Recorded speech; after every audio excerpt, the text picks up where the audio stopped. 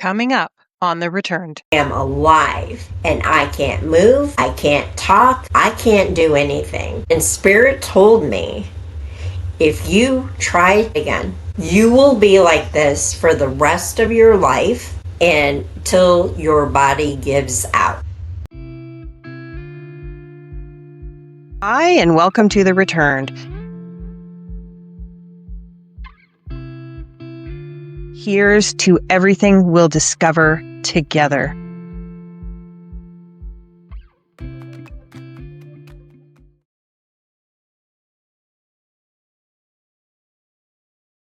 Hi, and welcome to The Returned, a place where we share near-death stories, out-of-body experiences, spiritual awakenings, sign from spirit, and the journeys of healers and light workers around the world. Today, I am joined by Stephanie Teater, a two-time NDE survivor whose extraordinary experiences have deeply touched countless lives. From seeing angels as a child to encountering Jesus during a medical emergency, Stephanie's journey bridges heaven and earth.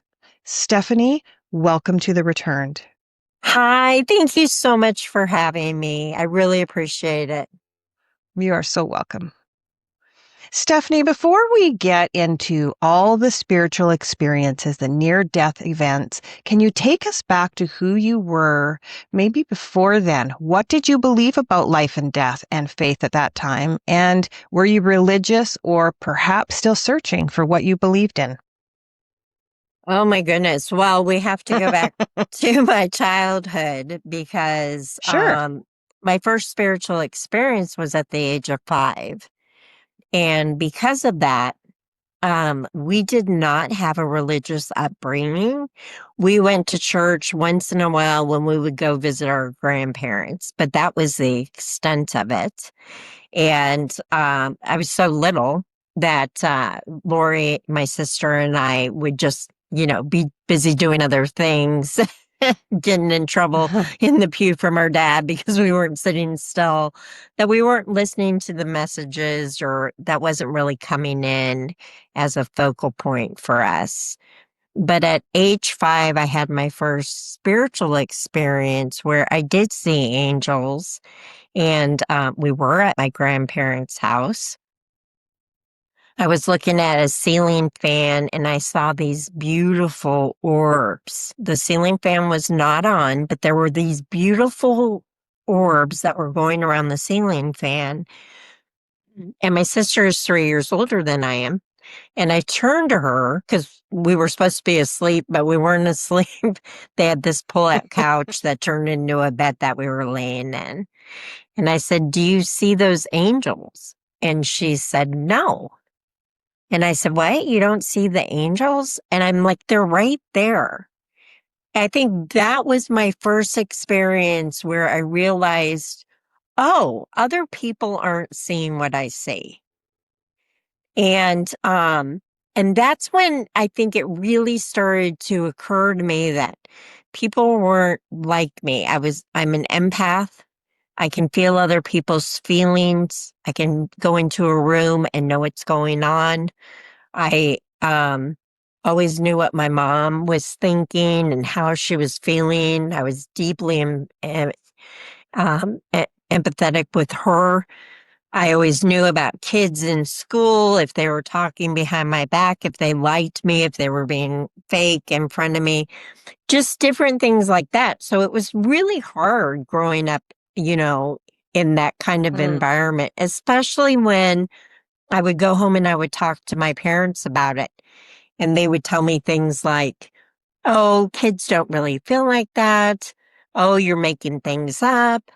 Um, I would see there was a time we were living in Illinois and I would see ghosts that were at the top of the stairs, and I would get really scared and I would tell my sister about it, and then my mom would usually come home and it became a regular deal. Or we even had a neighbor that was teenager who would come over and go through our upstairs to make sure nobody was there because my sister and I were home alone. Mhm. And nobody was seeing these things. I was actually seeing them, but nobody else was seeing them. And it made me seem like I was being a hypochondriac or Mm-hmm. something like that. You know what I mean? By my parents and other people. And so it was really difficult growing up. Um, and so before my experience, I was very spiritual. I came into the world knowing that I wasn't home, home like on the other Mm-hmm. side. I knew that this was difficult. Being here Mm-hmm. was really difficult. And I did not want to be here. I wanted to be on the other side where I knew I belonged and I was loved. I knew that so deeply. So that's about me before my near death experience. And I also was relaying how I felt these things to my children, protecting yourself, putting a white bubble of light around yourself.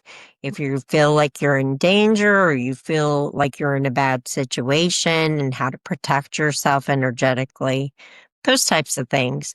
So, I've always been spiritual, always. Wow.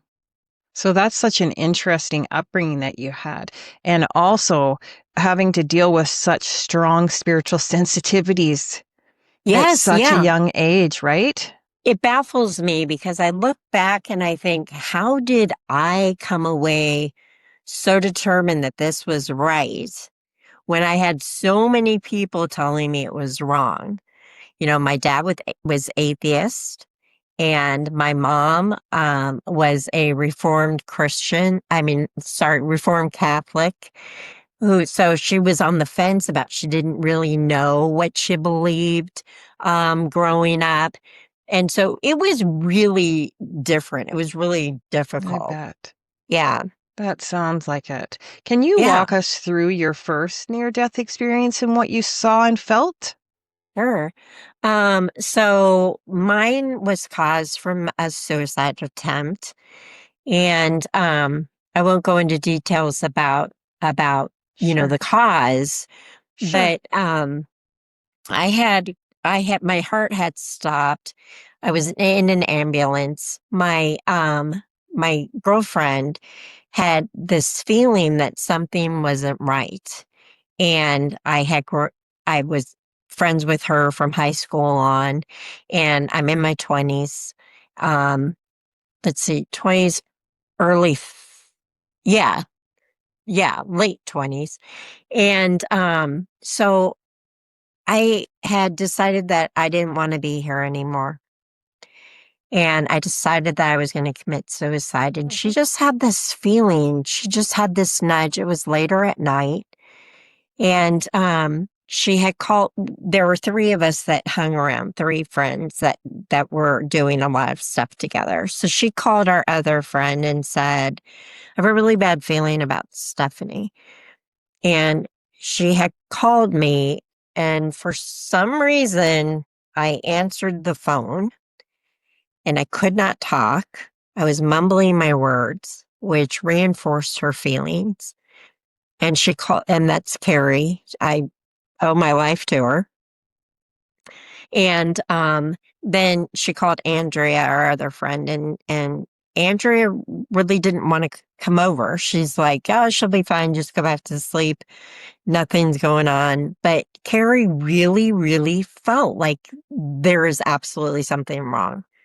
So they came over, and I think they had to get maintenance, and police showed up, and they got into my they ran my door, got into my apartment, and I was out. And so they put me in the ambulance. My heart stops in the ambulance on the way to the hospital. I don't know how long my heart stopped, but I do know it did. And during this whole thing, while they were going through all that, I'm on the other side. And the way it happened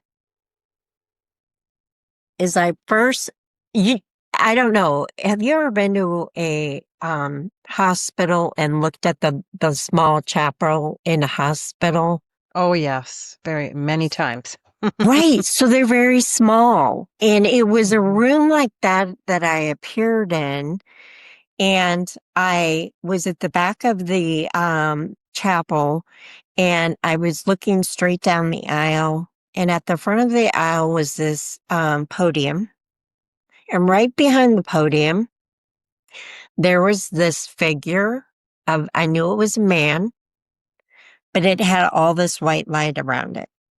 So it wasn't like I could see features or anything. I just knew that it was a man. And then all along the pews going up each side, there were a couple of people here, a person here, a few people here, and they weren't looking at me. I wasn't paying attention to them, but it felt like a waiting room is the only way I can describe it. Like the feeling of it was like a waiting room. Mhm. So the person, the man, I, I, I don't want to say person because it was a spirit, but this man drifted towards me. He got towards me and he said, I want to show you something. And he took me off to the left. And all of a sudden we started walking, but it was like a few steps. And all of a sudden we're on this really absolutely magnificent, beautiful hill. And it was the grass. The grass was so inviting. I couldn't believe the grass.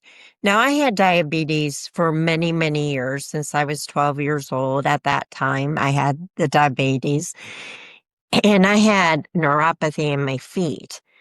So your feet feel like they have pins and needles, stabbing you. So I could not walk on grass. It hurt. So I had to have shoes on. So I go and I'm walking on this grass and I'm able to walk on this grass with no shoes. But it wasn't just that the grass was really green and plush. It was alive. I don't know how to explain it other than it was so alive. It had a consciousness Mhm. to it that you don't find here. You don't feel it. You don't go around going, oh my gosh, this grass feels so alive. Like it has its own consciousness. Like each Right. blade felt like that when I was on the other side. And it was all together, like swaying and stuff, all together in unison. So we go up and we're on the top of the hill and we're looking down the hill, and all to my right are huge plush trees. And so it's kind of like a field that I'm looking at, all this green grass, these plush trees. But over to the left of that hill was a gazebo. Now, when you think of a gazebo, a lot of times you think of a wooden structure. This wasn't a wooden structure. This was made out of stone.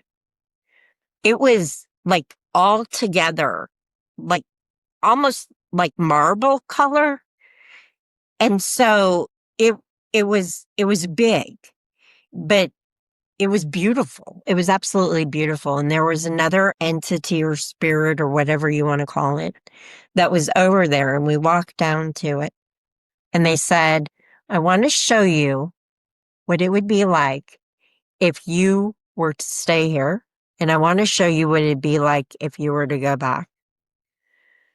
So then they proceeded to show me that I, it felt like a really, really long time that I Mm. was there.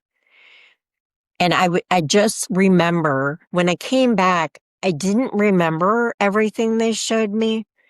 Mhm. But what happened while I was there, what I do remember is that they gave me the choice. Do you want to come back or do you want to stay here? And I made the choice to come back.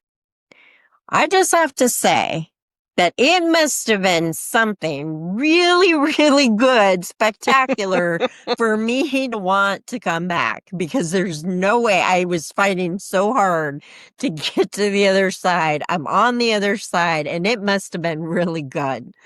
Oh. So, yeah. So the next thing I wake up, I'm in the hospital, and I am so mad. I am so mad. I was just there. I remember it. I know I was there.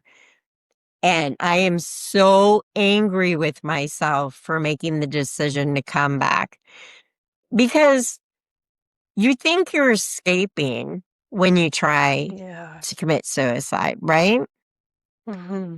And so even though you may have an experience on the other side, you come back, you're exactly where you were in Yeah. the thick of it all. So it seems like there's nothing to worry about. I remember when I was on the other side, I didn't think about this life. And I had two children at that time. I still have two children, but I had I had two children at the time. And my son is special needs, and my daughter, my older daughter, um was was around. But at that time that I tried to commit suicide, my daughter was with her dad, and my son was there, but I made sure he was taken care of. I made sure that he was not, at the apartment when this happened. I made sure that he would be taken care of, if they found me and all that. So I did think about them, and a lot of people ask me, how could you do that when you have children? And I just have to say that when you are that depressed, the only thing you're thinking is everybody would be better off without me. And it just replays and replays and replays in your head, thinking, somebody else can take better care of them. I'm so depressed. I'm so, things are so bad that I can't do this, that it would be better if I wasn't there. And that's what was going on in my mind. When you're Yeah. outside of that, you're like, why would you do that? Of course you're the best thing for him. Of course you shouldn't leave him. But when you're that depressed, you don't think like that. You just don't. Hmm. I So understand that's that. yeah, so that was the first NDE that I had. And how long apart was your first and your second? A year and a half. Oh, A wow, that's year really and a close. Let's half. hear it. Let's hear Yeah. about that one. Yeah. So, needless to say, I was still depressed, and coming back just seemed to exacerbate that. And I was really angry that I had made the choice to come back, and felt like I'd made the wrong decision. And I decided I did it once. I'm going to do it again, and this time I'm going back to stay. And so again, my daughter was living with her dad, and my son was with me, and he was actually home. But I made sure that the babysitter would be there in the morning to get him up and get him ready. And again, I tried to take my life. And this time I did it really late at night when nobody was around. And I made sure to turn off my phone so nobody could Oh. contact me. And I really thought, this is it. I'm just really going to do it this time. Well, that's that was it. I mean, that's all I remember. What I heard was the next day, the babysitter found me at 11:30. So I gone all night and until 11:30. They found me, and I was shallow breathing, you know, and I had foam coming out of my mouth. And they got an ambulance and rushed me to the hospital. I do know that my heart stopped beating again. And All I remember is that I was on the other side and Spirit was showing me this hospital room, and I was actually laying on the bed. And I knew that I was in there alive. I wasn't moving. I had all these tubes connected to me. And I knew that in that, so I'm separate watching this, knowing that I'm in that body. I am alive and I can't move. I can't talk. I can't do anything. And Spirit told me, if you try to commit suicide again, this is what's going to happen to you. You will be like this for the rest of your life. You will have to stay like this until your body gives out. Wow. And then I was brought back. So again, I didn't succeed. And that was very, very eye-opening. I was really in a place where I realized, oh my gosh, I have no out. I am now at a place where I have to deal with the depression. I have to find ways out of it because I now know I'm not getting out of here. I'm going to have to wait. I'm going to really have to live. I had always had it in the back of my mind. If it gets too hard, I know what I'm going to do. If something else, blah, blah, blah happens, I know what I'm going to do. So I always had that in the back of my mind, which was kind of like a fail state that you can always take this road. And that's gone. That's completely gone for me. And that's when I really, really had to put my faith into God, consciousness, the universe, that I was here for a reason, that there's no mistakes. And even though I was spiritual, I could apply that for everybody else. I could do readings for everybody else because I'm a medium, intuitive reader too. But I wasn't applying that stuff to myself. Hmm. I wasn't living by those things I knew that would help other people. And that's when I started having to do that. And that was incredible. That was a hard, hard road. It was a very hard road. That's when I started reaching out to groups, spiritual groups. That's when I started reading more. I started meditating. I started just really trying to change my habits of not having that repetitive thinking. Um, One of the things that I learned through therapy was the worst thing you can do is have an escape plan. Yeah. You just don't get to that point. When you start thinking about an escape plan, that's when you reach out. That's when you need to go to somebody else and say, hey, I need help. Yeah. And so I started putting those things into practice. So that was my second one.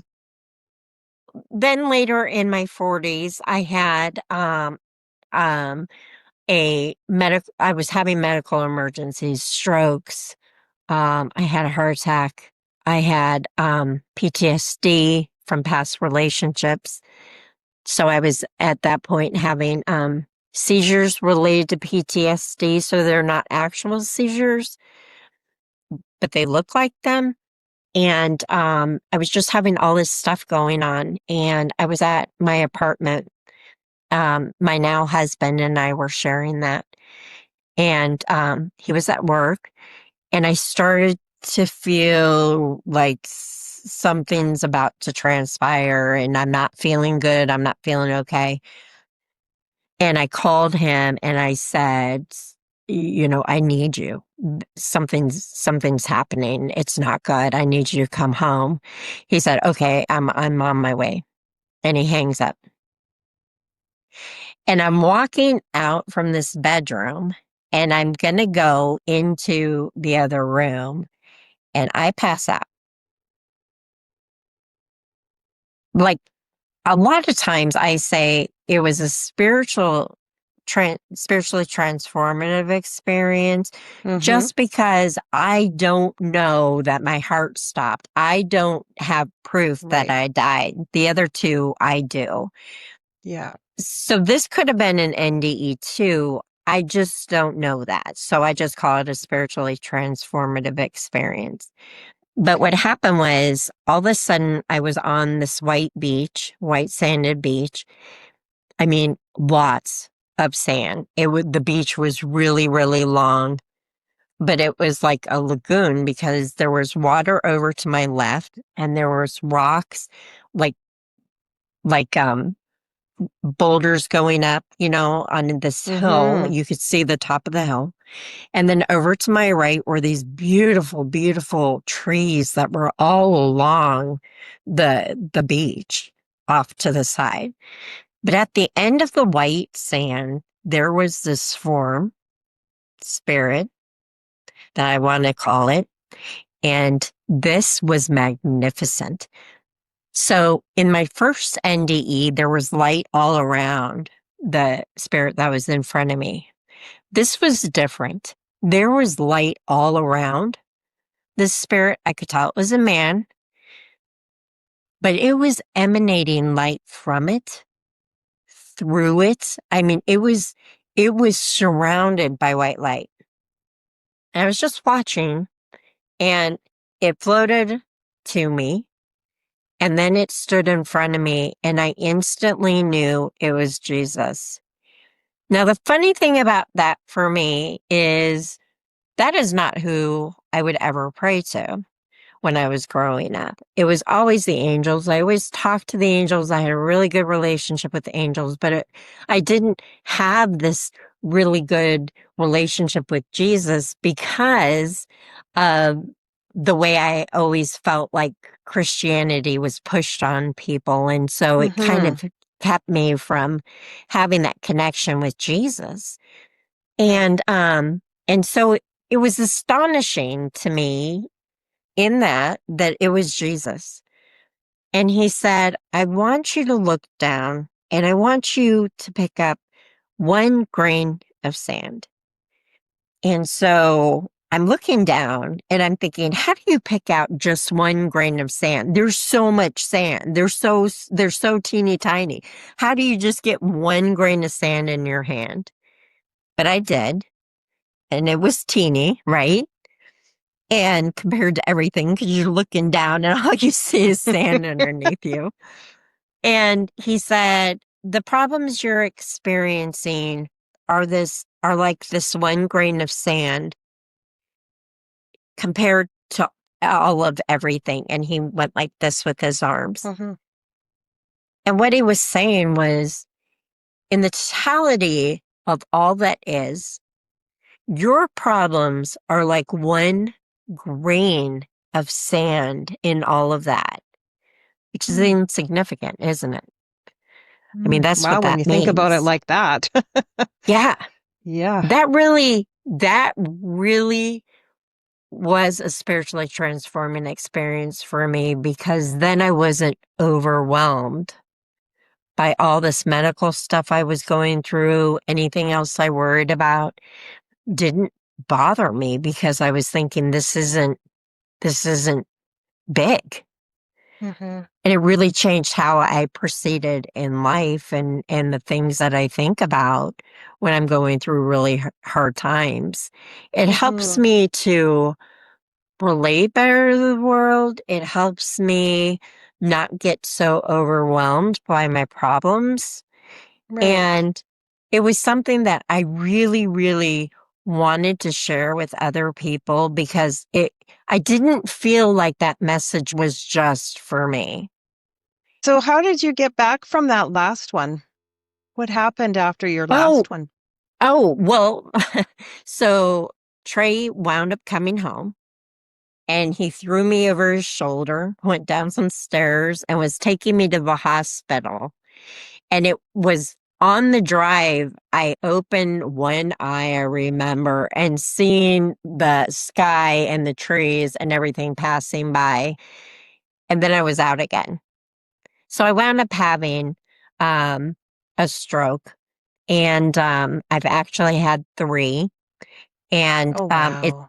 they can see the effects in scans where the three small strokes have happened in the right lobe of the front of my brain. And but that was the experience I had from it, which was just amazing. How do you feel today about your life, Stephanie? Oh my gosh. I feel really, really, really good about my life. So I was married to I had some really abusive relationships that were physically, mentally, and emotionally abusive. And my husband today is none of those things. And I just feel like God blessed me with him because he's so patient. He's so kind. It doesn't matter that I have medical problems. It didn't matter that I had children. None of that matter. He's just incredible. And I feel blessed because he makes me want to be a better person every day just by Oh, that's watching. wonderful. Yeah, just how That's watching how wonderful. he interacts with people, how he deals with people. It's just amazing. I'm I really wanted to blessed. touch back. So is he. Oh, thank So you. is he. Thank Yeah, you. so is he. You came together for a reason, right? Absolutely. There's a real big Absolutely. reason. Yeah. Yeah, absolutely. When we go back to the beginning here, when you had your first NDE, or did I do? See, I'm not wearing my glasses. I'm famous for that. Never That's wearing my okay. glasses because I'm trying to be like, no, I don't need them. You know, I get you. it's so silly. I know I did it too, but I got to tell you, my eyesight improved by not wearing them. Don't do that, everybody.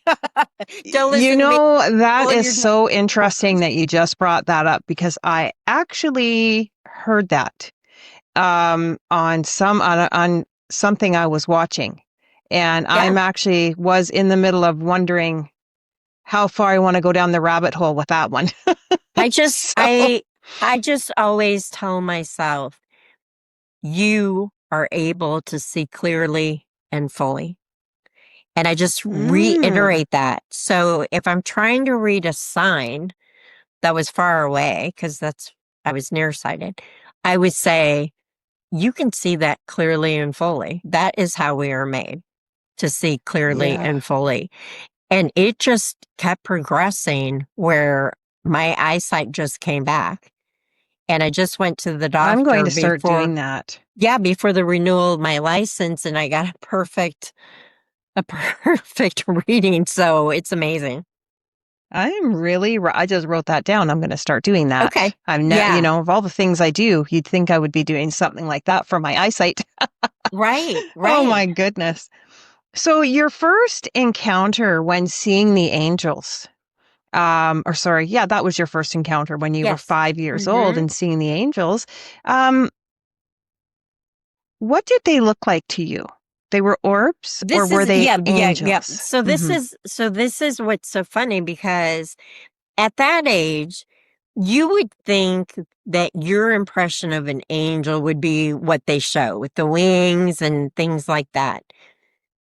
Lori, my sister, thinks that I could have been younger than 5 when this happened at my grandma's. We don't really remember. But I did know when I saw these orbs, they were round and they were emitting different colors that were changing within them. Hmm. And they were almost like bubbles moving around, but they did have mass to them, so it didn't seem like they were see-through. But they were, it's almost like if you were looking No, that's not a good example. Um, it's almost like you're looking at a bubble. It has a little bit of a cloud in it, but all around it you have lightning, and that lightning is what's changing colors. Oh, interesting. That's the best way to describe it. What do you And think they were there for? I don't know. I don't know. I didn't have a feeling other than the fact that, oh my gosh, I see them. And Lori, I want you to see them. Don't you see them?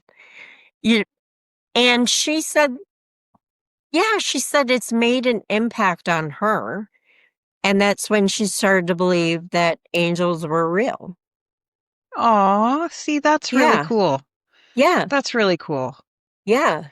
Stephanie, how was your second NDE different from your first NDE? And did it bring you any new insights into what you felt during the NDE or after? Oh, do you mean like the second ND, how did it make me feel about the first one? Like Yeah, coming, and were there any similarities to them at all? Like yeah, in the way. There's a couple things I actually wanted to know out of those was, sure. did you feel judged either? Well, first of all, there was a little bit of that second NDE that I didn't talk about, which was while I was in, all my organs were shutting down after I tried to commit suicide the second time. And my parents were at the hospital. I was in ICU. And the doctor had pulled them out of my room. The door was shut because you're in ICU.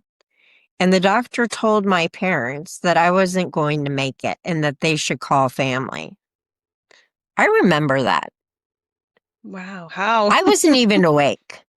Hmm. I was not awake to hear that. And I remember that. And it was right after that happened. The very next day, my body started to rejuvenate. And I came away with that with nothing wrong. And they needed to do a transplant, they thought. I'd already had a transplant, a kidney and pancreas transplant. And so that's why I wasn't diabetic then, because Hmm. I had that. And they couldn't do the transplant because they can't do a transplant with somebody that chooses to end their life. They will not take another organ and give it to you thinking that you are not going to be here. So they had thought I needed transplant, liver transplant at that time. Hmm. And they weren't going to do it. That's why they said, she's not going to make it. I think you need to call your family. And and thank God that my body started to reverse the very next day. It's a miracle that I survived and that I had no injury from what I did.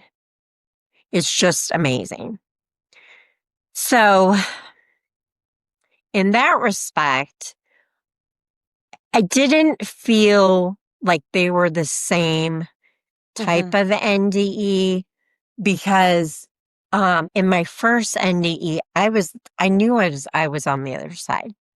Hmm. In this NDE, I just felt like they were showing me the future, right? You're not on the other Right. side. You're just being shown this is what's going to happen to you if you keep going down this road. This is it. This is your life. How did it feel when they were telling you that?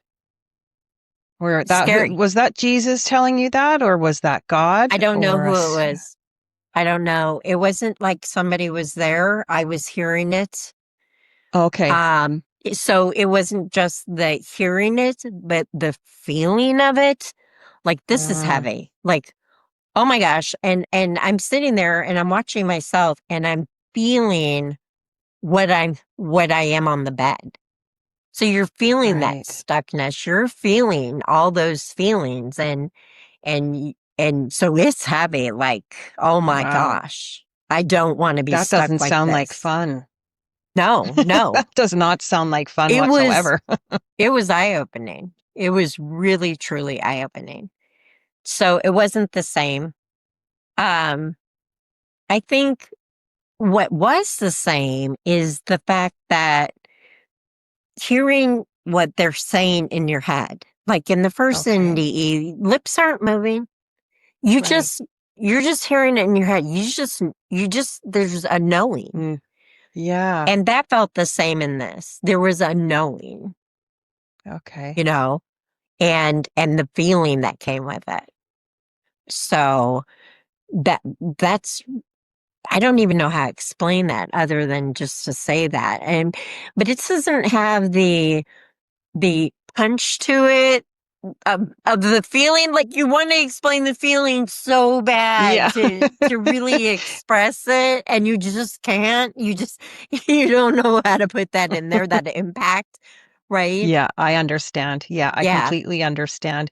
If I take you back to your first NDE and when you were taken to the hillside, Mhm. um, from there, before you got to the hillside, what did you feel in between that time? Like, did you feel anything in between before you got there? No, I it's so funny because I felt the waiting in the chapel. I just felt like they were waiting. I felt the impact of him floating up to me and the Okay. presence, right? So the presence. And you just feel like, okay, I'm being led. You just feel like that.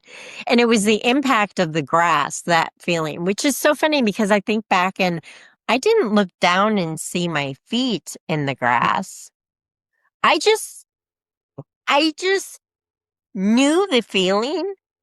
Mm-hmm. So it's like if you were here and you're walking and you're in grass, but you're not looking at where you're going or down, you Yeah. know you're walking. That was the feeling there. But I can't say for certain I was walking. I can't say that for certain, but I knew the grass was soft. I Or knew that even it that was you had a alive. body. Yeah, exactly. You didn't see that Nothing. You you had a don't see body it. either. No. Yeah. No. Interesting. And spirit is all light, you know? Yeah. But the grass is literal, like grass you would see here. It's just So it's alive. interesting. You needed to remember that grass though. That was a very important part of your NDE, It that was. first one. So Yeah. there was Especially there's because it had the the the feeling of the diabetes, and the literal right, feeling of, gosh, you can't walk on grass when you're here, but here right, you can.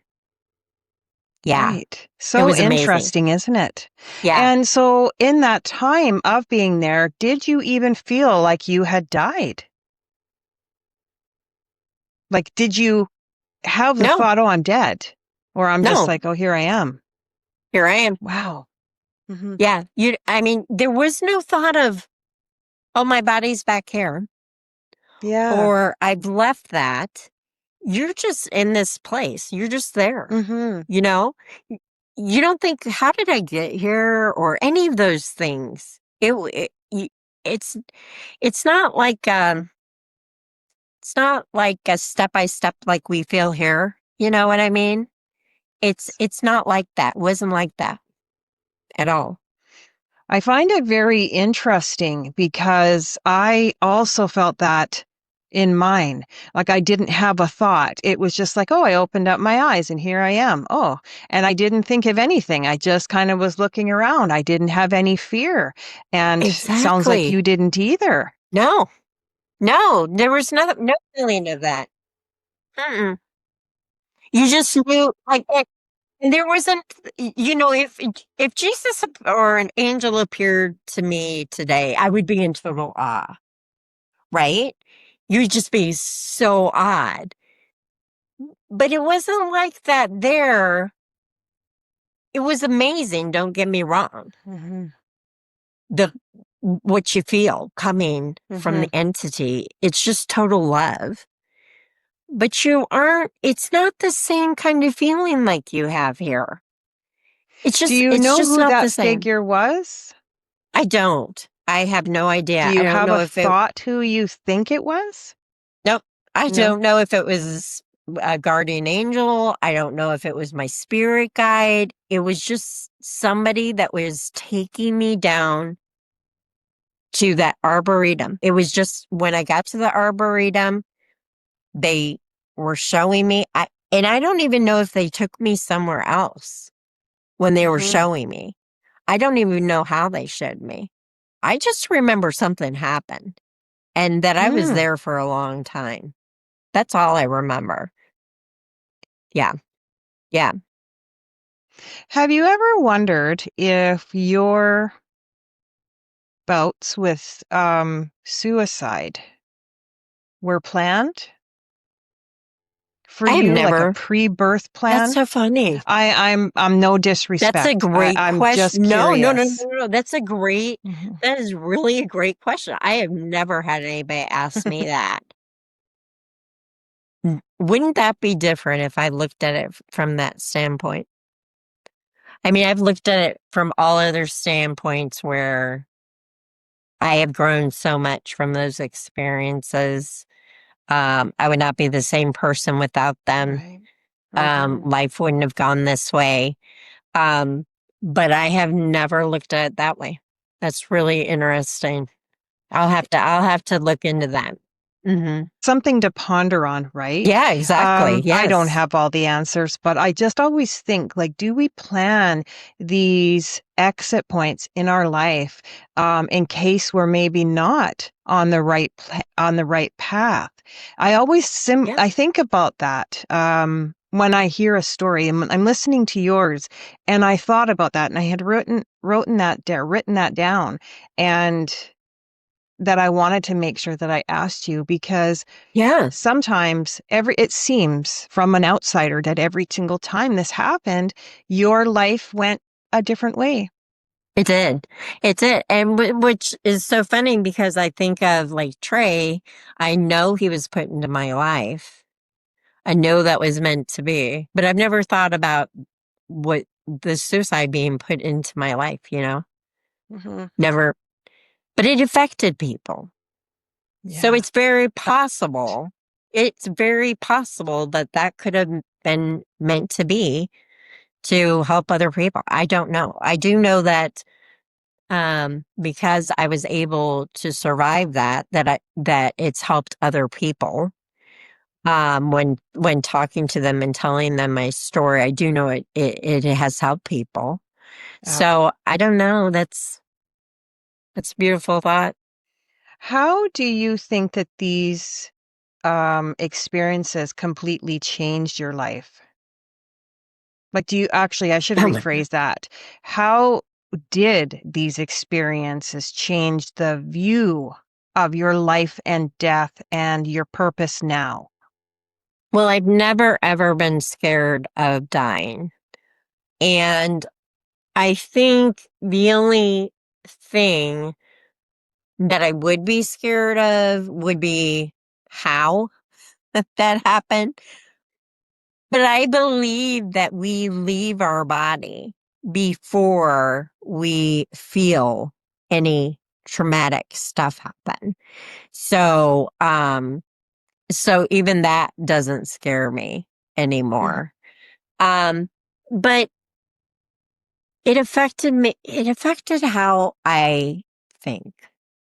And I have grown so much in my experiences and talking to people and reading and investigating and all the different things that I've done throughout my life to know that that thoughts create your life. That's right. So if you are depressed and thinking these bad things, the more they will happen, the more momentum they gain. And it's a vicious cycle until you can get out of that and then change those trajectories for yourself because you're affecting your own life. Right?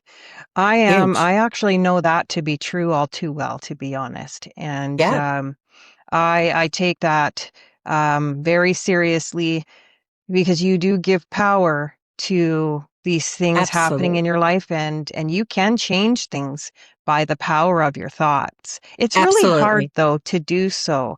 I know I've been on that side. It is really hard, Mhm. for people to go, okay, I can just change my mind. That's not an easy task.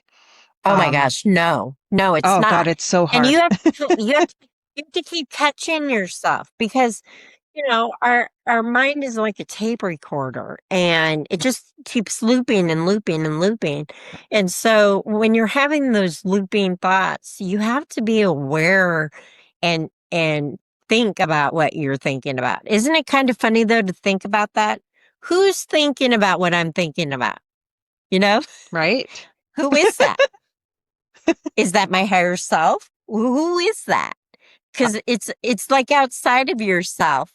So, anyways, you have to catch those thoughts and then you have to redirect them. You have to let them go, not force them out, but just let them go and think, oh, I'm going to think different. I'm going to think a different thought. And then try and think of something good or try and refocus your thought. And it does take practice, but you can do it. And it's not like you're gonna be perfect. It's not like I've got this, I'm gonna always think this way. I catch myself still today. It is like it is. It's over and over that you have to do it, but it helps. It really, really helps. And so that's my biggest suggestion for people. Yeah. Stephanie, why do you think these near-death experiences happen to you? Well, because I believe in the other side, right? Do you think I there's more mean, of a purpose for your being here? yes. Yeah. Yeah. I don't think I was put here to do nothing. And I know that coming in with the gifts that I did, coming in with the knowledge that I knew there was home and it wasn't here was for me. And I found that through my readings, I help a lot of people. So I've used my knowledge for that and my abilities for that. But then with the near death experiences, letting other people know you aren't alone. You aren't alone. When you cross over, it's not nothing. There is more. You may not be here in this body, but that doesn't mean you don't continue on. And that's You really believe we important. go on? Absolutely. Absolutely, without a doubt. And what do you believe? Where do you think we go to? Just an opinion, like where do you think we go to? Is there like a heaven that A has a dimension. city, another dimension? Do you think I it's just think similar to what we're living in now? I think that it is I think it's different, right? I think it's more. I feel like this is the dream. Mm. That's reality. That's Oh, the I real like that. place. Yeah.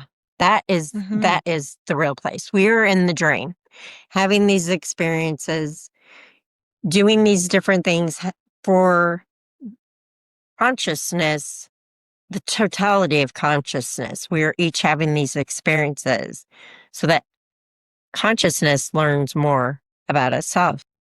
And I want to say consciousness because you could say God, you can say the universe, you can call it whatever you want. But I know it's energy. That it's energy and it's love. And I know that. And I know Hmm. that it's not just this old man in the sky, right? That a lot of us come up thinking about. I know it's not that. It's greater than that. It's greater than we can even imagine in our own minds because we're just this teeny piece of ourselves. We are much greater than these bodies. Our totality of ourself is in another plane, is on the other side, whatever that may be. Hmm. Whatever the other side is, that's where all of us resides. And then we have just this little piece that comes into this human body of our Mm. totality that comes in for these experiences. Why isn't it the dream? Why isn't it that when we go to sleep, we're actually going to the other side where we're our true selves without this body? Why isn't it that when we wake up in the morning, we're actually living the dream? Why isn't it that way? You know, that's a good question. You know, I catch myself pondering on those things all the time. My mind just sits and does that because I am interested. And Exactly. that's why I love talking to people like you, that have Yes. had these experiences and have their own thoughts on them. But one thing I have noticed is that these NDEs are very similar but different. They are. There's a common goal in them. And there's a waiting room usually, or a black space, Or or, grass or yeah. or a beautiful setting always. Yep. And that's Yes. why I always want to know what my guest thinks. Like, do they take us there because that is where we're going to be going? And maybe we familiarize it when we're in that, say, essence of ourselves. When we get there, we think, It's oh, kind of maybe we like when you're remember. living on Earth, right? You have this Earth and each of us come in, but we're all having different experiences. And I feel like when we're having these NDEs, we're in this location, but we're all having different experiences. So there's a lot of similarities, but no two are alike because they're Yeah, all different. It's the that's same way with being on Earth.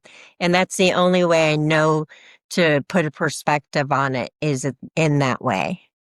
mhm. Yeah. So interesting. Yeah. So when you were actually prior to your first NDE, Mhm. you were practicing as a medium, correct? Yes, yes. So when I was in fifth grade was the first time that I knew I was different from everybody else. What I was really interested in was spirituality, my gifts, learning about them, how to use them, how to grow Mhm. them. The first book I ever got was the Out of Body book.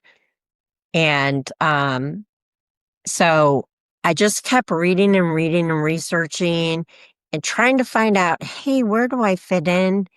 And I took classes to try and find groups. I took classes to make my abilities better and be able to use them for help and love and all that. And I got to a point where I was in my 20s and I was just doing readings for friends, family, people I knew. And then I felt comfortable enough that, okay, I'm getting enough feedback that's accurate. The only thing I don't want to do is I didn't want to be that person where you see people going to readings and then they decide they're going to change their life, make that reading happen. I didn't want to Mm. give readings like that. And I Mhm. didn't want to give readings to anybody that if they had something terrible that was going to happen to them, that I wouldn't be able to help in some way. And so my readings are really different. It's really about what's going on with that person in their life, Mhm. what's at the bottom. Because a lot of times, like, say you're fighting with your sister, okay, and you have this fight, and you come to me and you want to know about that. It always goes deeper, it goes to the root of what's really going on. And never really about, okay, well, this is how you fix this fight, because then you wouldn't be able to hone in on what's underneath it, right? And really understand. And that's how my readings are. Oh, okay, interesting. Yeah. And then when in my 40s, that's when I started being a medium. So the rest were psychic readings, intuitive readings. But I became a medium in my 40s. And I at first wasn't happy about it. I I had this thing where I was really about I just want to hear voices. I want you to come in and not be my own voice, but I want to hear you in my head talking to me. And then when I started being able to communicate with people that had crossed over, I was like, boy, come on. At first, right? Not realizing how great that is to be able to tell somebody that your loved one's here, Yeah. that your loved one's okay, that they have a message for you. And so I love it. I absolutely love it. But at first I was not happy. That was not what I expected, and my expectations were met. Stephanie, did the mediumship come in, say, after your NDEs then? Do you think that's something that you brought back with you? Maybe? Yeah, it could be. Hmm. When they started, it wasn't associated with the NDEs, but it definitely could have been something that was opened up more because of the NDEs. Hmm. Um, and I don't know if it was just the progression of how my life was going to go when this ability would open up. But I don't believe that everybody is just stuck with certain abilities. I mean, everybody's intuitive, everybody's psychic, Everyone. That's right. everyone. I agree. Yes. So listening to your intuition, your own intuition, is the greatest thing you can do. Feeling that, knowing and listening and following and showing yourself, oh my gosh, this is right. It's right on. And if you meet somebody and you have a bad feeling about it at first, and stepping away from that, I mean, those are all great things. So you really listen to your intuition. And that's what I Hmm. tell everybody. You don't have to come to me. You can listen to your own intuition, but if you want more about what's going on, that's when you seek out somebody else that can help you with that. Me for myself, I have to still seek that out from other people because I can't do readings for myself. I have to live my life too, right? When you had that interaction or encounter with Jesus, how Uh, did you know that it was him? that's funny.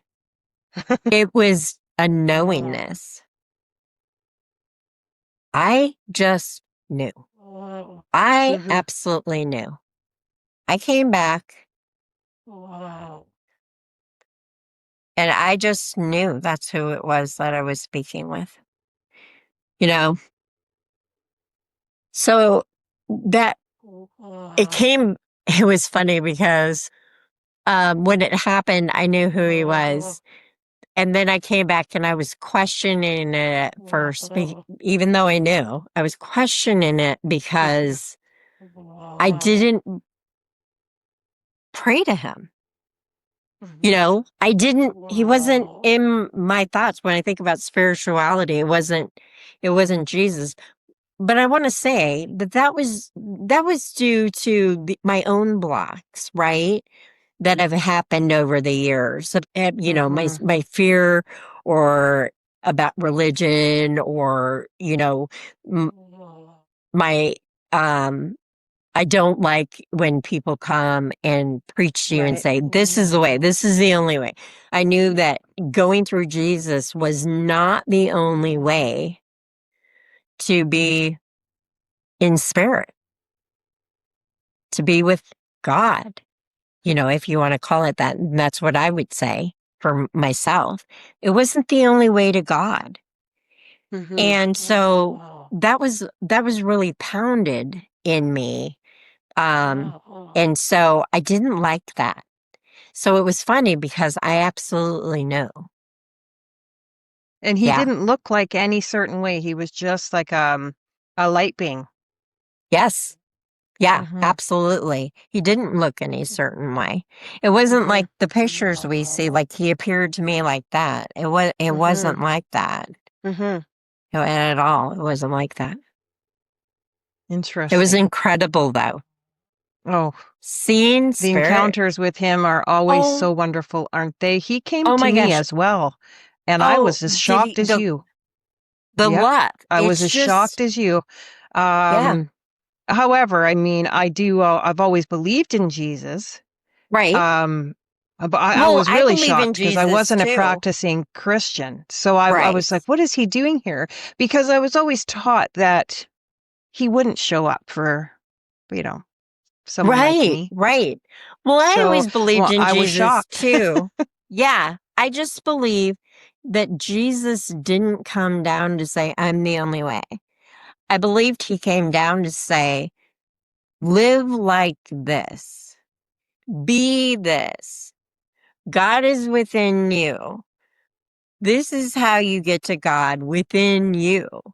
And that was my belief. And I felt like Yeah. everything was taken out of context for him. Hmm. So I'm not surprised Yeah. now that I look back that Jesus appeared And and I neither am see I. Jesus. That is Right. really, see, me either. Right. I Right. understand and empathize with that because, and I understand when you actually had said you didn't know how to put a name on him. So I Right. didn't know to put a name. I knew exactly who that was when I seen him. When I woke up, I knew exactly who that was. Right. But for so long, for some reason, I just wouldn't say it. And it so still baffles me why I even cared about it.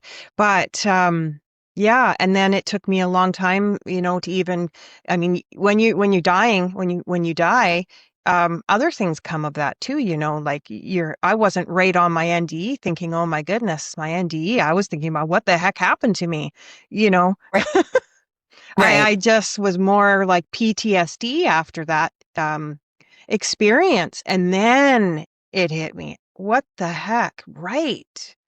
Right. Yeah. Yeah. Do Yeah. you It's empathize incredible. with that as well?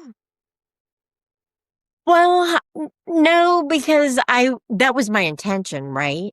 My Oh, right, right. intention Yes, of was to course. go there. So I knew Right. where I was going. The Yeah. thing about Jesus though, I was like, wow, that happens. I wonder what happened to me. That was my thought was, I wonder what happened to me during that time. Did my heart stop? What happened? Yeah. How did I Did you see ever find that? out? No, no. I just knew I Interesting. had the stroke. So it could have been when the stroke hit. Yeah, it could have been when the stroke hit. That's what happened. But it happened. And it still Yeah, wasn't yourself. Still wasn't your time. exactly. Right. I know. 3 strokes later, a heart attack later, and it's still not my time. They're like, nope, you got I stuff know. to I have do more while to you're here. do. I have more to do. Yeah, Oh my exactly. goodness, woman, you're hilarious. So, what advice could or would you give others who may be struggling and feeling disconnected from Oh. spirit, or Mhm. say from their spiritual home? How about I say that? Because you were really struggling with that. So, what advice would you give to someone feeling disconnected? Well, my greatest advice is to reach out to others that also see the way you do. There are huge communities all over the United States, all over the world that you Yeah. can get to. And if you don't have that means Hmm. watching things on the internet. There are so many groups. There are so many people that you can watch where you're getting that daily feedback and feeling part of that group. Join that podcast, join the comments, join any of that Yeah. and get, go back and forth with people. There are things and places now where back when I was younger, there wasn't any of that. And so it is, we are growing spiritually. We are evolving spiritually more and more. And there are so many groups now where you can feel involved, you can feel loved. But for those people that are feeling depressed and not Hmm. of themselves, the first thing to look at is what are you saying to yourself? Stop that defeatism. Stop that telling yourself you're not good enough. You are good enough. You are here. This is the master class being on earth. This is the hardest experience. You are worthy. If you are here, you are worthy. That's Every beautiful. person. Every person. So loved. Everybody's I so love loved and has that. so many people around them. Can you tell us a little bit about your services, offerings, or website, or where people can contact you if they'd like to Sure. connect? Yeah. So my name is Stephanie Teater, spelled T as in Tom, E-A, T as in Tom, E-R. My email address is loveliveson111@gmail.com. That's the best place to get a hold of Oh, me. And I have a Facebook group that okay. you can get on. That's Divine Light by Stephanie, and you can get on there. And just reach out to me if you would like a reading. And for your guests, just let me know you watch this podcast, and I will give a discount to anybody Oh, who refers this podcast to me. And that's so nice. yeah, so I would really like it if people reached out. That's wonderful. Thank you, Stephanie. You're I didn't know you welcome. were going to do that. That's really Yeah, nice. yeah. That's really nice. Aw, thanks. Yeah, I think that's I excellent. like helping And people. I mean, it's a hard yeah, time right now. It's it really is. hard. And I just want to be helpful.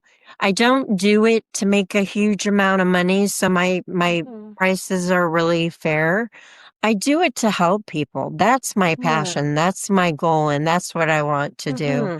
I do have to charge because I do live. I Of do have course. bills. And I this is your job, you do know. have all day, Mhm. right? But I'm not exorbitant by any means. So Stephanie, sorry about that. that's My okay. tongue almost was like tripping over itself. Stephanie, what message would you like to leave with everyone watching today?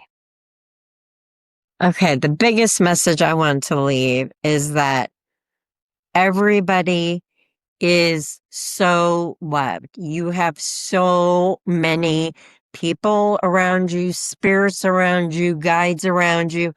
You have people here on this earth that love you, that you may not even realize do, and that you are making an impact with your words and your thoughts every single day, and to try and just send out love, try and think about love.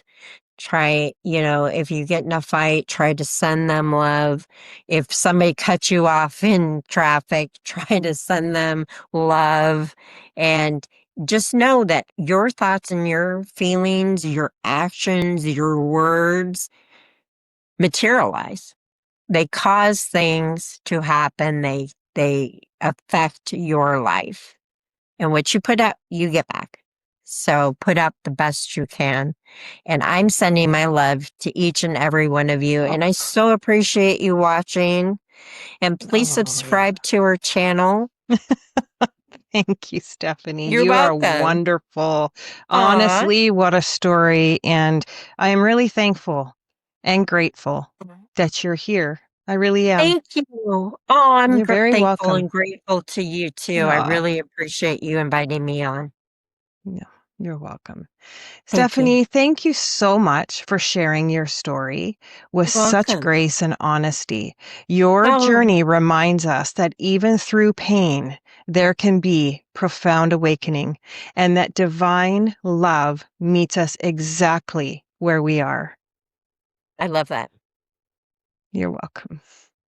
May Stephanie's experiences inspire you to trust that you are divinely guided, supported, and deeply loved always. And until next time, stay open, stay curious, and keep returning to the truth within you.